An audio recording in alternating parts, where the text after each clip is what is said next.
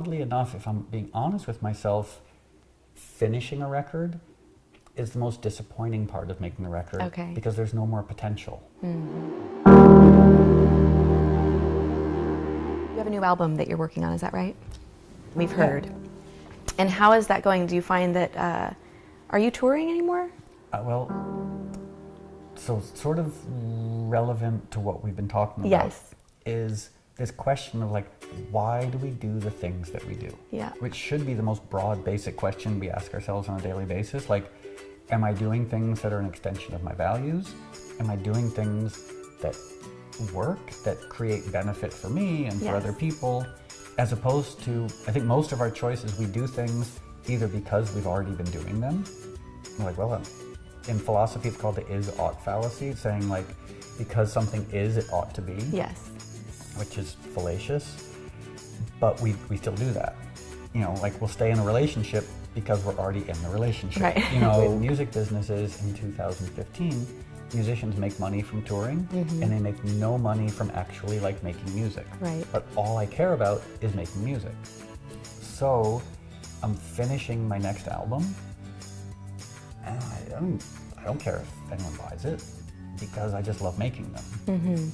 Like, and if someone buys it, fine. Or if they listen to it on Spotify or SoundCloud, or if they don't listen to it, that's fine too. Like, my sense of self and my quality of life isn't really that affected by the opinions of complete strangers. It used to be, but now I love being in my studio, working on music, and putting it out into the world, and if someone likes it, that's fine. Hi, I'm Gary Gold, Executive Vice President of Hilton and Highland. I actually have the listing on this property.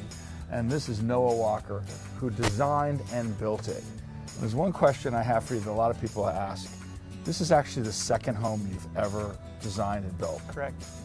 This is the kind of home that people build, architects build, after 30 years. How did you pull this off? This is not like your second home you ever built. That's like not even possible. Well, it is, Gary. What's special about this property, and it makes it unique, or at least certainly very rare, is that there's more of a panoramic view here than you typically see. You have views in almost every direction. It's not surprising that you have a great kitchen in this house, but there's a couple unusual features. Number one, you've got a pizza oven, a wood-burning pizza oven. That's right. Yeah. I've only seen this in one other house, but he owned the entire California pizza kitchen chain. He had a pizza oven. And then you've got a real special feature in this house I've never seen in a house behind us. Yep, this window here, because we have this amazing view out to the west of the kitchen, and also because we're in Southern California, we decided to basically make the window open up and basically turn this indoor kitchen into an outdoor cooking experience. And so with the push of a button, the window opens up, and basically the entire, one of the walls of the kitchen opens up completely and allows the breeze to come in and the fresh air to come in, and you can hear birds singing. It's pretty amazing. Yeah. Now that you've been doing all these different projects, how did you become involved with TV? Because now I see you on TV. You're on, I think you began season 7 with Flipping Out and Jeff Lewis. Yes. How did that come about? Because you just have all these different opportunities that come your way. It's true. It's actually a funny story. I was a fan of Flipping Out. It had been on maybe 2 seasons, and like everybody else who watches the show, you think you know Jeff Lewis because you're in his life and you're in his world, and you feel like you want to be his friend. Totally. I was watching the show, went to dinner one night, and walked into a co-ed bathroom at a swanky, valley restaurant. As you do. Like you do, co-ed bathrooms, and there he was. And I sort of just looked at him, and he looked at me, and I introduced myself, and I told him that I'm a fledgling, interior designer, and he said great, and he actually brought me back to his table, and I met his friends, and that started. He brought you back to the table after meeting him in a bathroom. Yes. Well, I would say some really cool little tucked away secrets in the Palisades is the park right up to Mescal Canyon. If you like to hike, which a lot of people do, there's really good hiking there, and it's just a great place to spend the day. If you take Sunset down closer to PCH, there is the Self-Realization Center, which is from the street. You would never in a million years know it's there. And it's this huge park with a huge lake, and it's private. You can just drive in and walk around, and no one's going to bother you. People go there to meditate. They have a third of Gandhi's ashes there. There are turtles walking around. There are, I think, geese or swans and just flying by. It's beautiful. You would never know it's there. Hi, I'm Jackie Gunn, editor of LA Home Magazine. Check out my interview with Amy Suddleson. She's a lifestyle organizer. She'll give you amazing tips. Check out the interview, LA Home Magazine on Film On.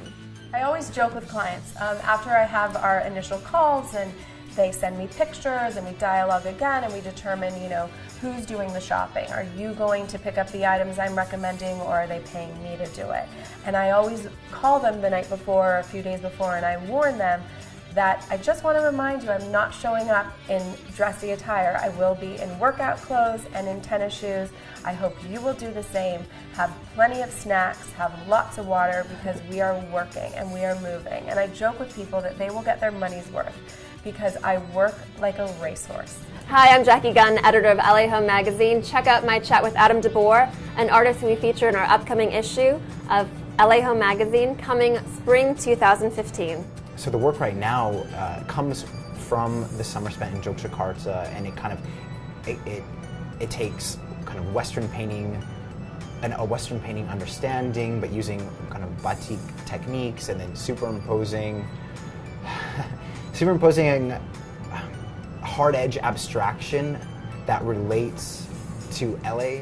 So I know you mentioned Molly Sims as someone that you've been working with. Are there any other celebrities that you can tell us about? Yeah, we work with a few actors and other celebrity types, such as Michael C. Hall, Rachel Bilson, Ben Stiller, Josh Duhamel a few years ago.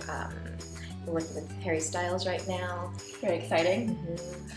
And what was one of your most challenging projects that you've had to deal with, and why was it challenging, and how did you overcome it? We just did a project for one of our clients that had to be done in 2.5 weeks, so that was a challenge because I would never want to just sort of rush and do something that I wasn't proud of. So I wanted to make sure it was. Did you do any custom pieces for that one? We didn't do any custom pieces, but we didn't have time. But we did do, we might have actually, pillows or something like that. But yeah, that was really fun. It was like a TV show. It's like, you have 2 weeks, go. It's and it looked amazing in the end. So I'm happy with that. But it was a challenge for sure. Hi, I'm Jackie Gunn, editor of LA Home Magazine, and today I'm at Q Art Gallery in Marina del Rey, interviewing street artist Jules Mack. Thank you so much for having us here. How did you get your start as an artist?